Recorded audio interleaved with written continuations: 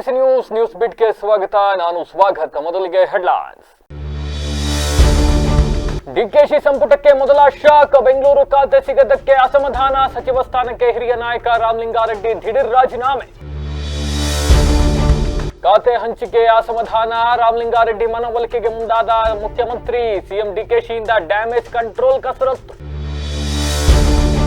ರೆಡ್ಡಿ ಅಸಮಾಧಾನ ಶಮನಕ್ಕೆ ಕಾಂಗ್ರೆಸ್ ಕಸರತ್ತು. ಮಾತುಕತೆ ಮೂಲಕ ಎಲ್ಲವೂ ಬಗೆಹರಿಯಲಿದೆ. ಡ್ಯಾಮೇಜ್ ಕಂಟ್ರೋಲ್ಗೆ ಇಳಿದ ಬಿಕೆ ಹರಿಪ್ರಸಾದ್. ಹಾಸನದಲ್ಲಿ ಚಿರತೆ ಅಟ್ಟಹಾಸ. 2 ಮಹಿಳೆಯರು ಸೇರಿ 4 ಗಂಭೀರ ಗಾಯ. ಸದ್ಯ 4 ಪ್ರಾಣಾಪಾಯದಿಂದ ಅಪಾರ.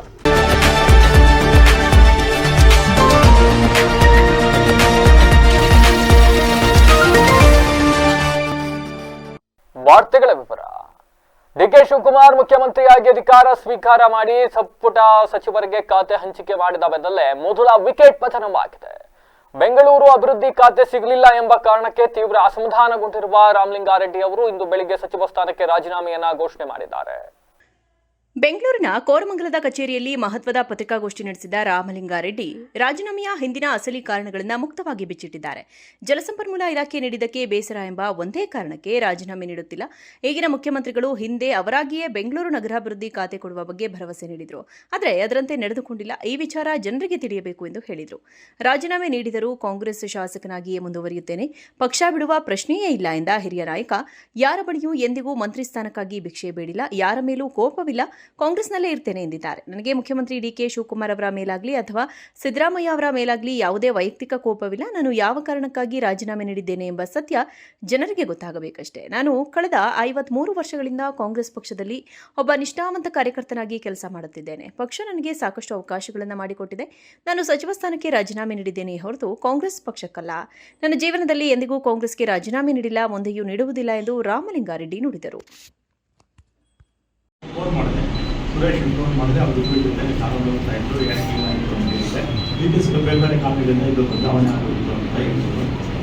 ಆಮೇಲೆ ನಾನು 25ನೇ ತಾರೀಕು ಮಾತಾಡಿದ ಮೇಲೆ ನನಗೆ ನಾನೇನು ಕೇಳಿರಲಿಲ್ಲ, ಇಂಥ ಇಲಾಖೆ ಬೇಕು. 23ರಲ್ಲಿ ಮುಖ್ಯಮಂತ್ರಿಗಳು ಸಿದ್ದರಾಮಯ್ಯ ಬಂದರು. ಆಗ ನಾನು ಅವರು ನಾನು ರಿಜಿಸ್ಟರ್ ಮಾಡಿ ನಾನೇನು ಕೇಳಿರಲಿಲ್ಲ. ಅವರೇ ಕರೆದು ನನ್ನ ರಿಜಿಸ್ಟರ್ ಮಾಡಿದ್ರು. ಆಮೇಲೆ 20ನೇ ತಾರೀಕು ಪ್ರಮಾಣ ವಚನ ಆಗಿತ್ತು. 23ನೇ ತಾರೀಕು ಸುರೇಶ್ ಈಗ ಮಂತ್ರಿಗಳಾಗಿದ್ದಾರೆ, ಅವರು ಫೋನ್ ಮಾಡಿ ಮುಖ್ಯಮಂತ್ರಿಗಳು ಮಾತಾಡಬೇಕಂತ ಬಂದಿ ಅಂದರು. ತನಿಖೆ ಅಂದವರಿಗೆ ಹೋಗುತ್ತೆ. ಅಲ್ಲಿ ಮೇಲ್ಗಡೆ ಯಾವ ಇದ್ರು ಸೆಲ್ಲರನ್ನೇ ಪಾರ್ಕಿಂಗಲ್ಲಿ ನಾನು ಸುರೇಶ್ ಮಾತಾಡ್ತೀವಿ, ಏನು ಕರೆದಿದ್ದೇನು ಅಂತ ಕೇಳಿದೆ. ಅದಕ್ಕೆ ನಿಮಗೆ ಬೆಂಗಳೂರು ಕೊಡ್ತೀನಿ ಅಂತ ಹೇಳಿದ್ರು. ಖಾತೆ ಹಂಚಿಕೆಯ ಬೆನ್ನಲ್ಲೇ ಹಿರಿಯ ನಾಯಕ ರಾಮಲಿಂಗಾರೆಡ್ಡಿ ಅವರು ಸಚಿವ ಸ್ಥಾನಕ್ಕೆ ರಾಜೀನಾಮೆ ನೀಡಿರುವ ಕುರಿತು ಈಗ ಕಾಂಗ್ರೆಸ್ ವಲಯದಲ್ಲಿ ತಲ್ಲಣ ಮೂಡಿಸಿದೆ. ಇದರ ಬೆನ್ನಲ್ಲೇ ಎಚ್ಚೆತ್ತುಕೊಂಡಿರ್ತಕ್ಕಂಥ ಮುಖ್ಯಮಂತ್ರಿ ಡಿಕೆ ಶಿವಕುಮಾರ್ ಅವರು ತಕ್ಷಣವೇ ಅಖಾಡಕ್ಕೆ ಇಳಿದಿದ್ದು ಬಂಡಾಯ ಶಮನಗೊಳಿಸೋದಕ್ಕೆ ಇದೀಗ ಡ್ಯಾಮೇಜ್ ಕಂಟ್ರೋಲ್ ಕಸರತ್ತು ಆರಂಭಿಸಿದ್ದಾರೆ. ರಾಮಲಿಂಗಾರೆಡ್ಡಿಯವರ ರಾಜೀನಾಮೆ ನಿರ್ಧಾರದ ಕುರಿತು ಬೆಂಗಳೂರಿನಲ್ಲಿ ಮಾಧ್ಯಮಗಳಿಗೆ ಪ್ರತಿಕ್ರಿಯೆ ನೀಡಿರುವ ಸಿಎಂ ಡಿಕೆ ಶಿವಕುಮಾರ್, ರಾಮಲಿಂಗಾರೆಡ್ಡಿ ಅವರು ನನಗೆ ತುಂಬಾ ಆತ್ಮೀಯರು. ಪಕ್ಷ ಮತ್ತು ಸರ್ಕಾರದ ಬೆಳವಣಿಗೆಯಲ್ಲಿ ಅವರ ಪಾತ್ರ ದೊಡ್ಡದಿದೆ. ಉಂಟಾಗಿರುವ ಅಸಮಾಧಾನದ ಕುರಿತು ನಾನು ಖುದ್ದಾಗಿ ಅವರ ಜೊತೆ ಕುಳಿತು ಚರ್ಚಿಸಿ ಎಲ್ಲಾ ಸಮಸ್ಯೆಗಳನ್ನು ಶೀಘ್ರದಲ್ಲೇ ಬಗೆಹರಿಸುತ್ತೇನೆ ಎಂದು ಹೇಳಿದ್ದಾರೆ. ಬೆಂಗಳೂರು ಅಭಿವೃದ್ಧಿ ಖಾತೆ ಸಿಗಲಿಲ್ಲ ಎಂಬ ಕಾರಣಕ್ಕೆ ರೆಡ್ಡಿ ಅವರು ತೀವ್ರ ಬೇಸರಗೊಂಡಿದ್ದಾರೆ ಎನ್ನಲಾಗಿದ್ದು, ಮುಖ್ಯಮಂತ್ರಿಗಳು ಅವರ ಮನವೊಲಿಸುವಲ್ಲಿ ಎಷ್ಟರ ಮಟ್ಟಿಗೆ ಯಶಸ್ವಿಯಾಗಲಿದ್ದಾರೆ ಎಂಬುದನ್ನು ನೋಡಬೇಕಿದೆ.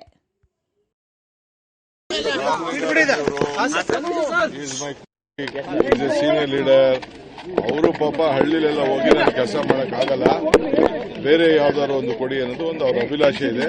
ಅವ್ರ ಜೊತೆ ಚರ್ಚೆ ಮಾಡಿ ಸಾರ್ಟ್ ಔಟ್ ಮಾಡ್ತೀನಿ. Nothing to worry. Is a great friend. We are very closest friend among the cabinet. Will sort out that problem. ಸಚಿವ ಸ್ಥಾನಕ್ಕೆ ರಾಮಲಿಂಗಾರೆಡ್ಡಿ ಅವರು ರಾಜೀನಾಮೆ ನೀಡಿರುವ ಬೆಳವಣಿಗೆ ಬೆನ್ನಲ್ಲೇ ಇದೀಗ ಕಾಂಗ್ರೆಸ್ ನಾಯಕತ್ವದಲ್ಲಿ ಈಗ ಸಮನ್ವಯ ಪ್ರಯತ್ನ ಆರಂಭವಾಗಿದೆ. ಈ ಕುರಿತು ಪ್ರತಿಕ್ರಿಯೆ ನೀಡಿರ್ತಕ್ಕಂಥ ಕೆಪಿಸಿಸಿ ಅಧ್ಯಕ್ಷ ಬಿಕೆ ಹರಿಪ್ರಸಾದ್ ಪಕ್ಷದ ಹಿರಿಯ ನಾಯಕ ರಾಮಲಿಂಗಾರೆಡ್ಡಿ ಅವರೊಂದಿಗೆ ಮಾತುಕತೆಯನ್ನು ನಡೆಸಿ ಎಲ್ಲಾ ಭಿನ್ನಾಭಿಪ್ರಾಯಗಳನ್ನು ಬಗೆಹರಿಸುವುದಾಗಿ ಹೇಳಿಕೆ ನೀಡಿದ್ದಾರೆ. ರಾಮಲಿಂಗಾರೆಡ್ಡಿ ಅವರು ಕಾಂಗ್ರೆಸ್ ಪಕ್ಷದ ಹಿರಿಯ ನಾಯಕರು. ಅವರೊಂದಿಗೆ ನಾವು ಮಾತನಾಡುತ್ತೇವೆ, ಯಾವುದೇ ರೀತಿಯ ತೊಂದರೆ ಇಲ್ಲ. ರಾಜಕಾರಣದಲ್ಲಿ ಕೆಲವೊಮ್ಮೆ ಇಂತಹ ಬೆಳವಣಿಗೆಗಳು ನಡೆಯುವುದು ಸಹಜ. ಪಕ್ಷದೊಳಗೆ ಕೆಲ ಸಂದರ್ಭಗಳಲ್ಲಿ ಅಸಮಾಧಾನ ವ್ಯಕ್ತವಾಗುವುದು ಸಾಮಾನ್ಯವಾಗಿದ್ದು, ಹಿರಿಯ ನಾಯಕರೊಂದಿಗೆ ಚರ್ಚೆ ನಡೆಸಿ ಎಲ್ಲಾ ವಿಚಾರಗಳನ್ನು ಸೌಹಾರ್ದಯುತವಾಗಿ ಬಗೆಹರಿಸಲಾಗುವುದು. ಕಾಂಗ್ರೆಸ್ ಪಕ್ಷಕ್ಕೆ ಹಾನಿಯಾಗುವಂತಹ ಯಾವುದೇ ಕೆಲಸವನ್ನು ರಾಮಲಿಂಗಾರೆಡ್ಡಿ ಮಾಡುವುದಿಲ್ಲ ಎಂಬ ವಿಶ್ವಾಸ ನನಗಿದೆ. ಪಕ್ಷದೊಳಗಿನ ಎಲ್ಲಾ ವಿಚಾರಗಳನ್ನು ಮಾತುಕತೆಯ ಮೂಲಕ ಬಗೆಹರಿಸಿ ಪರಿಸ್ಥಿತಿಯನ್ನು ಸಹಜ ಸ್ಥಿತಿಗೆ ತರುತ್ತೇವೆ ಎಂದು ಹರಿಪ್ರಸಾದ್ ವಿಶ್ವಾಸ ವ್ಯಕ್ತಪಡಿಸಿದರು. ಇವತ್ತು ಪ್ರೆಸ್ ಮೀಟ್ ಮಾಡಿ ಕೂಡ ಹೇಳ್ತಿದ್ದಾರೆ. ಮನವೊಲಿಸೋದಕ್ಕೆ ಯಾಕಾಗಲಿಲ್ಲ? ತಾವು ಕೂಡ ಏನೋ ಪ್ರಯತ್ನ ಮಾಡಿದ್ರಿ ಅಂತ ಹೇಳ್ಕೊಟ್ವಿ.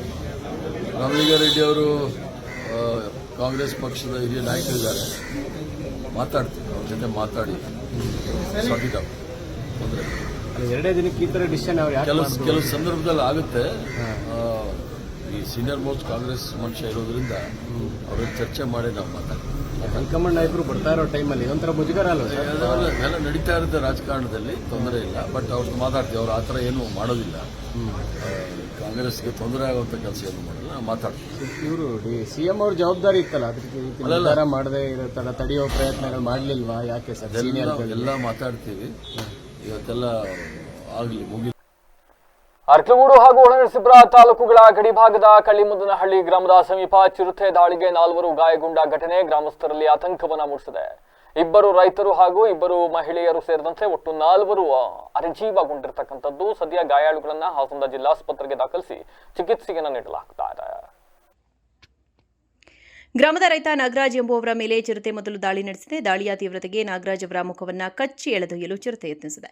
ಈ ವೇಳೆ ನಾಗರಾಜ್ ಅವರ ಕಿರುಚಾಟ ಕೇಳಿ ಸ್ಥಳಕ್ಕೆ ಧಾವಿಸಿದ ಅವರ ತಮ್ಮ ನವೀನ್ ಜೀವದ ಹಂಗು ತೊರೆದು ಅಣ್ಣನ ರಕ್ಷಣೆಗೆ ಚಿರತೆ ಮೇಲೆ ಬಿದ್ದಿದ್ದಾರೆ. ನವೀನ್ ಅಣ್ಣನನ್ನ ರಕ್ಷಿಸ್ತಾ ಇದ್ದಂತೆ ಚಿರತೆಯು ನಾಗರಾಜ್ನನ್ನ ಬಿಟ್ಟು ನವೀನ್ ಮೇಲೆ ಮುಗಿಬಿದ್ದಿದೆ. ಆದರೂ ಧೈರ್ಯಗೆಡದೆ ನವೀನ್ ಚಿರತೆಯ ವಿರುದ್ಧ ಪ್ರತಿದಾಳಿ ನಡೆಸಿದ್ದಾರೆ. ಇದೇ ವೇಳೆ ನವೀನ್ ನೆರವಿಗೆ ನಾಗರಾಜ್ ಪುತ್ರ ಯಶಸ್ ಗೌಡ ಕೂಡ ಧಾವಿಸಿದ್ದು, ಇಬ್ಬರೂ ಸೇರಿ ಚಿರತೆಯೊಂದಿಗೆ ಸಿಂಹ ಬಲದಿಂದ ಹೋರಾಡಿದ್ದಾರೆ. ಯುವಕರ ಧೈರ್ಯಕ್ಕೆ ಹೆದರಿದ ಚಿರತೆ ಅಲ್ಲಿಂದ ಕಾಲ್ಕಿತ್ತಿದೆ. ಅಲ್ಲಿಂದ ಓಡಿಹೋದ ಚಿರತೆ ದಾರಿ ಮಧ್ಯೆ ಸಿಕ್ಕ ಜಯಮ್ಮ ಎಂಬ 2 ಮಹಿಳೆಯರ ಮೇಲೂ ಮತ್ತೊಬ್ಬ ಅಟ್ಯಾಕ್ ಮಾಡಿದೆ. ಅದೃಷ್ಟವಶಾತ್ 4 ಪ್ರಾಣಾಪಾಯದಿಂದ ಪಾರಾಗಿದ್ದಾರೆ. ವಿಷಯ ತಿಳಿಯುತ್ತಿದ್ದಂತೆ ಹಾಸನ ಜಿಲ್ಲಾಸ್ಪತ್ರೆಗೆ ಭೇಟಿ ನೀಡಿದ ಜಿಲ್ಲಾಧಿಕಾರಿ ಲತಾ ಕುಮಾರಿ ಅವರು ಗಾಯಾಳುಗಳ ಆರೋಗ್ಯ ವಿಚಾರಿಸಿದರು. ಬಳಿಕ ಮಾಧ್ಯಮಗಳೊಂದಿಗೆ ಮಾತನಾಡಿದ ಅವರು, ಈಗಾಗಲೇ ಚಿರತೆ ಇರುವ ಸ್ಥಳವನ್ನು ಗುರುತಿಸಲಾಗಿದೆ. ಅರಣ್ಯ ಇಲಾಖೆ ಅಧಿಕಾರಿಗಳು ಮತ್ತು ಸಿಬ್ಬಂದಿ ಸ್ಥಳಕ್ಕೆ ಭೇಟಿ ನೀಡಿ ಬೀಡುಬಿಟ್ಟಿದ್ದಾರೆ. ಸಾರ್ವಜನಿಕರು ಆತಂಕ ಪಡುವ ಅಗತ್ಯವಿಲ್ಲ. ದಾಳಿ ಮಾಡಿದ ಚಿರತೆಯನ್ನ ಶೀಘ್ರದಲ್ಲಿ ಸೆರೆ ಹಿಡಿಯಲಾಗುವುದು ಎಂದು ಭರವಸೆ ನೀಡಿದ್ದಾರೆ. ಸ್ಥಳೀಯರು ಸದ್ಯ ಆತಂಕದಲ್ಲಿದ್ದು ಅರಣ್ಯ ಇಲಾಖೆ ಚಿರತೆಯನ್ನ ಆದಷ್ಟು ಬೇಗ ಬೋನಿಗೆ ಬೀಳಿಸಲಿ ಎಂದು ಆಗ್ರಹಿಸಿದ್ದಾರೆ. ಕೇಂದ್ರ ಹಾಗೂ ರಾಜ್ಯ ಸರ್ಕಾರದ ಸೌಲಭ್ಯಗಳನ್ನ ಸಾಮಾನ್ಯ ಜನರ ಮನೆ ಬಾಗಿಲಿಗೆ ತಲುಪಿಸೋದಕ್ಕೆ ಆದ್ಯತೆಯನ್ನು ನೀಡಲಾಗುವುದು ಅಂತ ಜಿಲ್ಲಾಧಿಕಾರಿ ಕೆಎಸ್ ಲತಾ ಕುಮಾರಿ ಹೇಳಿದ್ದಾರೆ. ತಾಲೂಕಿನ ಕೆಂಚಮ್ಮನ ಹೊಸಕೋಟೆಯ ಹೋಬಳಿಯ ಹರಿಹಳ್ಳಿ ಗ್ರಾಮದಲ್ಲಿರುವ ಪುರಾಣ ಪ್ರಸಿದ್ಧ ಶ್ರೀ ಕೆಂಚಾಂಬ ದೇವಸ್ಥಾನಕ್ಕೆ ಭೇಟಿ ನೀಡಿ ವಿಶೇಷ ಪೂಜೆ ಸಲ್ಲಿಸಿ ದೇವಿಯ ದರ್ಶನ ಪಡೆದು ಬಳಿಕ ಮಾತನಾಡಿದರು. ಈ ದೇವಾಲಯ ಜಿಲ್ಲೆಯಲ್ಲಿ ಅತ್ಯಂತ ಪ್ರಮುಖ ದೇವಾಲಯಗಳಲ್ಲಿ ಒಂದಾಗಿದೆ. ದೇವರಲ್ಲಿ ಪ್ರಾರ್ಥಿಸಿದ್ದೇನೆ. ಜಿಲ್ಲೆಯಲ್ಲಿ ಆರ್ಥಿಕವಾಗಿ ಹಾಗೂ ಸಾಮಾಜಿಕವಾಗಿ ಹಿಂದುಳಿದ ವರ್ಗದ ಜನರು ಹೆಚ್ಚಾಗಿದ್ದಾರೆ. ಅವರೆಲ್ಲರ ಆರ್ಥಿಕ ಬೆಳವಣಿಗೆ ಸಹಕಾರಿಯಾಗುವ ಹಾಗೆ ಜಿಲ್ಲಾಡಳಿತದಿಂದ ಸಹಕಾರ ಮತ್ತು ಕ್ರಮ ಕೈಗೊಳ್ಳಲಾಗುವುದು ಎಂದ ಅವರು, ಸರ್ಕಾರಿ ಸವಲತ್ತುಗಳು ನಿಗದಿತ ಸಮಯಕ್ಕೆ ತಲುಪಿಸುವುದಕ್ಕೆ ಅಧಿಕಾರಿಗಳ ಸಹಕಾರ ಅಗತ್ಯ. ಇದಕ್ಕೆ ಜನರು ಹಾಗೂ ಸಿಬ್ಬಂದಿ ಸಹಕಾರ ನೀಡಬೇಕು ಎಂದು ಹೇಳಿದರು. ಈ ಸಂದರ್ಭದಲ್ಲಿ ತಹಶೀಲ್ದಾರ್ ಮಲ್ಲಿಕಾರ್ಜುನ್, ಕೆಂಚಮ್ಮ ಹೊಸಕೋಟೆಯ ಹೋಬಳಿಯ ರಾಜಸ್ವ ನಿರೀಕ್ಷಕ ಗೋವಿಂದರಾಜು, ಎಚ್ಎನ್ ರಾಮಸ್ವಾಮಿ, ಆಡಳಿತ ಮಂಡಳಿಯ ಮಾಜಿ ಅಧ್ಯಕ್ಷ ಗೋಪಾಲ್, ದಾಸೋಹ ಸಮಿತಿಯ ಸದಸ್ಯರಾದ ಕುಮಾರಸ್ವಾಮಿ ಸೇರಿದಂತೆ ಮುಂತಾದವರು ಹಾಜರಿದ್ದರು. ಕೆಆರ್ಪೇಟೆ ಪಟ್ಟಣದ ಟಿಪಿ ವೃತ್ತದಲ್ಲಿ ಕಾಂಗ್ರೆಸ್ ಯುವ ಮುಖಂಡರಿಂದ ನೂತನ ಸಿಎಂ ಡಿಕೆ ಶಿವಕುಮಾರ್ ಅವರ ಬೃಹತ್ ಕಟೌಟ್ಗೆ ಹೂ ಹಾಗೂ ಹಾಲಿನ ಅಭಿಷೇಕದ ಜೊತೆಗೆ ಅನ್ನ ಸಂತರ್ಪಣೆ ಮಾಡುವ ಮೂಲಕ ಅದ್ದೂರಿಯಾಗಿ ಸಂಭ್ರಮಾಚರಣೆ ಮಾಡಿದ್ದಾರೆ. ಪುರಸಭೆ ಮಾಜಿ ಅಧ್ಯಕ್ಷ ಹಾಲಿ ಸದಸ್ಯ ಕೆಬಿ ಮಹೇಶ್, ಕಾಂಗ್ರೆಸ್ ಮುಖಂಡ ಡಾಕ್ಟರ್ ಕೆಸಿ ಶ್ರೀಕಾಂತ್ ಹಾಗೂ ಕಾಂಗ್ರೆಸ್ ಯುವ ಮುಖಂಡ ಶ್ಯಾಮ್ ಪ್ರಸಾದ್ ರವರ ನೇತೃತ್ವದಲ್ಲಿ ಕಾರ್ಯಕ್ರಮ ನಡೆಸಲಾಯಿತು. ನಂತರ ಮಾತನಾಡಿದ ಯುವ ಮುಖಂಡ ಶ್ಯಾಮ್ ಪ್ರಸಾದ್, ದೆಹಲಿಯ ಹೈಕಮಾಂಡ್ ಯಾವಾಗಲೂ 2 ವಿಷಯಕ್ಕೆ ಹೆಚ್ಚು ಮಹತ್ವ ಕೊಡುತ್ತದೆ: ಪಕ್ಷ ನಿಷ್ಠೆ ಮತ್ತು ಗೆಲುವಿನ ಸಾಮರ್ಥ್ಯ. ಡಿಕೆ ಶಿವಕುಮಾರ್ ಈ 2ರಲ್ಲೂ ಮೇಲುಗೈ ಸಾಧಿಸಿ ಕೋಟಿ ಭಾಷಣಗಳ ಬದಲು 30 ವರ್ಷದ ದುಡಿಮೆ. ಒಟ್ನಲ್ಲಿ ಡಿಕೆ ಶಿವಕುಮಾರ್ ಅವರ ಮುಖ್ಯಮಂತ್ರಿ ಪಟ್ಟ ಏರಿಕೆ ರಾತ್ರೋರಾತ್ರಿಯಾದ ಅದೃಷ್ಟ ಅಲ್ಲ, ಅದು 30 ವರ್ಷದ ತಪಸ್ಸು. ಒಂದೇ ಪಕ್ಷದ ನಿಷ್ಠೆ ಮತ್ತು ನಿರಂತರ ಪರಿಶ್ರಮಕ್ಕೆ ಸಿಕ್ಕ ಸನ್ಮಾನ. ಹೈಕಮಾಂಡ್ ಮನಸ್ಸು ಗೆಲ್ಲಬೇಕು ಅಂದ್ರೆ ಅಧಿಕಾರದ ಆಸೆಗಿಂತ ಪಕ್ಷದ ಬದ್ಧತೆ ದೊಡ್ಡದು ಎಂಬ ಸಂದೇಶ ಇಡೀ ರಾಜ್ಯಕ್ಕೆ ರವಾನೆಯಾಗಿದೆ ಎಂದರು. ಇವತ್ತು ರಾಜ್ಯದ ಅತ್ಯುತ್ತಮ ಮತ್ತು ಅತ್ಯುಚ್ಚ ಹುದ್ದೆಯಲ್ಲಿ ಕೂರ್ತಾ ಇರೋದು ಒಬ್ಬ ಕಾಂಗ್ರೆಸ್ ಕಾರ್ಯಕರ್ತನಾಗಿ ನನಗೆ ತುಂಬಾ ಹೆಮ್ಮೆ ಆಗ್ತಾ ಇದೆ. ಈ ಸಂದರ್ಭದಲ್ಲಿ ನಮ್ಮ ಆಚರಣೆಗಳು ಹೀಗಿದೆ: ಹಾಲಾಭಿಷೇಕ ಇರಬಹುದು, ಮತ್ತೆ ಪುಷ್ಪಾರ್ಚನೆ ಇರಬಹುದು. ವ್ಯಕ್ತಪಡಿಸ್ಕೊತಾ ಇದ್ದೀವಿ. ಧನ್ಯವಾದಗಳು. ಈ ಸಂದರ್ಭದಲ್ಲಿ ಜಿಲ್ಲಾ ಪಂಚಾಯಿತಿ ಮಾಜಿ ಸದಸ್ಯ ಸರ್ವಮಂಗಳ ವೆಂಕಟೇಶ್, ಡಾಕ್ಟರ್ ರಾಮಕೃಷ್ಣಗೌಡ, ವಕೀಲ ನಾಗೇಶ್, ಕಿಕ್ಕೇರಿ ಉಜೇಫ್, ಗೊರವಿ ಕುಮಾರ್ ಸೇರಿದಂತೆ ಕಾಂಗ್ರೆಸ್ ಕಾರ್ಯಕರ್ತರು ಪಾಲ್ಗೊಂಡಿದ್ದರು. ಜಿಲ್ಲಾ ಪ್ರಧಾನ ಮತ್ತು ಸತ್ರ ನ್ಯಾಯಾಲಯದ ಆವರಣದ ಮುಂದೆ ವಾಮಾಚಾರ ನಡೆಸುವಂತೆ ವರ್ತಿಸಿ ಸಾರ್ವಜನಿಕರಲ್ಲಿ ಆತಂಕ ಹಾಗೂ ಭೀತಿ ಮೂಡಿಸಿದ ಆರೋಪದಡಿ ಮಹಿಳೆಯೊಬ್ಬರಿಗೆ ನ್ಯಾಯಾಲಯವು 5,000 ದಂಡವನ್ನು ವಿಧಿಸಿದೆ. ಕ್ರಿಮಿನಲ್ ಪ್ರಕರಣವೊಂದರ ಆರೋಪಿಯಾಗಿರುವ ಚಂದ್ರಿಕಾ ಎಂಬ ಮಹಿಳೆ ಬೆಳಗಿನ ಜಾವ ಸುಮಾರು 8:30 ಗಂಟೆ ವೇಳೆಗೆ ಜಿಲ್ಲಾ ನ್ಯಾಯಾಲಯದ ಮುಂದೆ ನಿಂಬೆಹಣ್ಣು ಮಂತ್ರಿಸಿ ಕಾಯೊಡೆಯುವ ಮೂಲಕ ವಾಮಾಚಾರ ನಡೆಸುತ್ತಿರುವಂತೆ ಕಂಡುಬಂದಿದ್ದಾಳೆ. ಈ ಕೃತ್ಯ ಸಾರ್ವಜನಿಕರಲ್ಲಿ ಆತಂಕ ಉಂಟು ಮಾಡಿದ ಹಿನ್ನೆಲೆಯಲ್ಲಿ ನ್ಯಾಯಾಲಯದ ಭದ್ರತಾ ಸಿಬ್ಬಂದಿ ಹಾಗೂ ಕಾವಲು ಪೊಲೀಸರು ಆಕೆಯನ್ನು ವಶಕ್ಕೆ ಪಡೆದು ಪ್ರಧಾನ ಜಿಲ್ಲಾ ಮತ್ತು ಸತ್ರ ನ್ಯಾಯಾಧೀಶರ ಮುಂದೆ ಹಾಜರುಪಡಿಸಿದರು.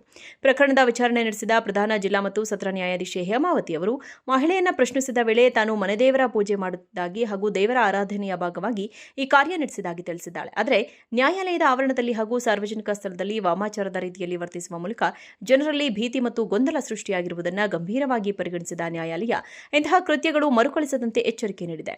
ಸಾರ್ವಜನಿಕ ಶಾಂತಿ ಮತ್ತು ಸುವ್ಯವಸ್ಥೆಗೆ ಧಕ್ಕೆಯಾಗುವ ರೀತಿಯಲ್ಲಿ ವರ್ತಿಸಿದ ಹಿನ್ನೆಲೆಯಲ್ಲಿ ಮಹಿಳೆಗೆ 5,000 ದಂಡ ವಿಧಿಸಲಾಗಿದ್ದು, ದಂಡ ಪಾವತಿಸಲು ವಿಫಲವಾದಲ್ಲಿ 2 ದಿನಗಳ ಸಹ ಕಾರ್ಯಕ್ಕೆ ಶಿಕ್ಷೆ ಅನುಭವಿಸಬೇಕೆಂದು ನ್ಯಾಯಾಲಯ ಆದೇಶಿಸಿದೆ. ಈ ನ್ಯಾಯಾಲಯದ ಆವರಣದಲ್ಲಿ ನಡೆದ ಈ ಘಟನೆ ಕೆಲಕಾಲ ಕುತೂಹಲ ಹಾಗೂ ಚರ್ಚೆಗೆ ಕಾರಣವಾಗಿತ್ತು. ರಾಜ್ಯ ಕಾಂಗ್ರೆಸ್ ಸರ್ಕಾರದಲ್ಲಿ ಖಾತೆ ಹಂಚಿಕೆಯ ಬೆನ್ನಲ್ಲೇ ಇದೀಗ ಭಿನ್ನಮತ ಸ್ಫೋಟಗೊಂಡಿದ್ದು, ಹಿರಿಯ ನಾಯಕ ಹಾಗೂ ಆಹಾರ ಸಚಿವ ಕೆಎಚ್ ಮುನಿಯಪ್ಪ ಅವರು ತೀವ್ರ ಅಸಮಾಧಾನವನ್ನು ಹೊರಹಾಕಿದ್ದಾರೆ. ತಮಗೆ ನೀಡಿರುವ ಖಾತೆಯ ಬಗ್ಗೆ ತೀವ್ರ ಬೇಸರಗೊಂಡಿರುವ ಅವರು ಬಹುತೇಕ ರಾಜೀನಾಮೆ ನೀಡುವ ಚಿಂತನೆಯಲ್ಲಿದ್ದಾರೆ ಎನ್ನಲಾಗುತ್ತಿದ್ದು, ಇದು ಕೈಪಾಳ್ಯದಲ್ಲಿ ಭಾರೀ ಸಂಚಲನ ಮೂಡಿಸಿದೆ. ದೇವನಹಳ್ಳಿಯಲ್ಲಿ ಮಾಧ್ಯಮಗಳೊಂದಿಗೆ ಮಾತನಾಡಿದ ಸಚಿವ ಕೆಎಚ್ ಮುನಿಯಪ್ಪ ಹೈಕಮಾಂಡ್ ನಡೆ ಹಾಗೂ ಖಾತೆ ಹಂಚಿಕೆಯ ನಿರ್ಧಾರಗಳ ವಿರುದ್ಧ ಬಹಿರಂಗವಾಗಿಯೇ ತಮ್ಮ ಆಕ್ರೋಶ ಹೊರಹಾಕಿದ್ದಾರೆ. ನಾನು ಪಕ್ಷದಲ್ಲಿ 8 ಬಾರಿ ಗೆದ್ದಿರುವ ಹಿರಿಯ ನಾಯಕ, ಆದರೆ ಈ ಬಾರಿ ಖಾತೆ ಹಂಚಿಕೆಯಲ್ಲಿ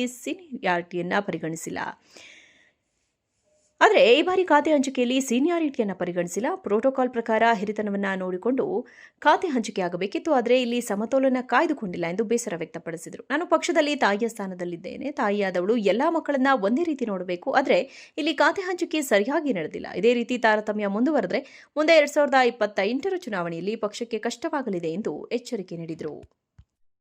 ಎಲ್ಲ ಮಕ್ಕಳನ್ನು ಒಂದೇ ತರ ನೋಡಬೇಕು ಮತ್ತು ಸೀನಿಯಾರಿಟಿ ಮೇಂಟೈನ್ ಆಗಬೇಕು. ಇವು ಮಾಡೋದ್ರಿಂದ ಮುಂದೆ 2028ಕ್ಕೆ ಕಾಂಗ್ರೆಸ್ ಬರೋಕ್ಕೆ ದಾರಿ ಆಗ್ತದೆ ಅಂತೇಳಿ ಅವ್ರಿಗೆ ಮನವಿ ಮಾಡ್ತೀನಿ. ಮತ್ತು ಏನು ಇವತ್ತು ಖಾತೆ ಕೊಟ್ಟಿದ್ದಾರೆ ಅದನ್ನ ಬದಲಾವಣೆ ಮಾಡಿ ಜನಸೇವೆ ಮಾಡುವಂಥದ್ದನ್ನ, ಅನುಕೂಲ ಆಗುವಂಥದ್ದನ್ನ ಕೊಡಬೇಕು ಅಂತ ನಾನು ಮನವಿ ಮಾಡ್ತೀನಿ. ರಾಹುಲ್ ಗಾಂಧಿ ಅವ್ರಿಗೆ ಹೇಳ್ತೀನಿ, ಸೋನಿಯಾ ಗಾಂಧಿ ಅವ್ರಿಗೆ. ಈಗಾಗಲೇ ರಾಹುಲ್ ಗಾಂಧಿ ಅವರಿಗೆ ಮೊನ್ನೆ ಬಂದಿದ್ದಾಗ ನಾನು ಮನವಿ ಮಾಡಿದ್ದೀನಿ, ಸಮಾಜ ಕಲ್ಯಾಣ ಸೇವೆ ಮಾಡಿ, ಬಡಬಗ್ಗರಿಗೆ ವ್ಯವಸಾಯ ಸೇವೆ ಮಾಡಬೇಕು, ಇರಿಗೇಷನ್ ರೈತರಿಗೆ ಸೇವೆ ಮಾಡಬೇಕು, ಇಂಥವು ಆಗಬೇಕು. ಅದರಿಂದ ಇಂಥವು ನಾನು ಈಗಾಗಲೇ 3 ವರ್ಷ ಅದನ್ನು ನಿಭಾಯಿಸಿದ್ದೆ. ಅದನ್ನು ಈ ಏನು ಯಾವ್ಯಾವುದು ಪ್ರೋಟೋಕಾಲ್ನಲ್ಲಿ ಸೀನಿಯಾರಿಟಿ ಕೊಡಬೇಕನ್ನೋದನ್ನ ಅದನ್ನು ಕರೆಕ್ಟಾಗಿ ನೋಡಿಕೊಂಡು ಮಾಡಬೇಕು ಅಂತೇಳಿ ಮನವಿ ಮಾಡಿದ್ದೀನಿ. ಮತ್ತು ಈಗೂ ಕೂಡ ಅವ್ರಿಗೆ ಹೇಳ್ತೀನಿ, ಈ ಕೆಲಸ ಮಾಡೋದ್ರಿಂದ ಮುಂದೆ 2028ಕ್ಕೆ ಮತ್ತೆ ಸರ್ಕಾರ ಬರೋಕ್ಕೆ ದಾರಿ ಆಗ್ತದೆ. ಗೊಂದಲವಾಗಬಾರದು. ಈಗಾಗಲೇ ಮನವಿ ಮಾಡಿದ್ದೀನಿ, ಸರಿ ಮಾಡ್ತಾರೆ ಅಂತ ಭಾವಿಸಿದ್ದೀನಿ.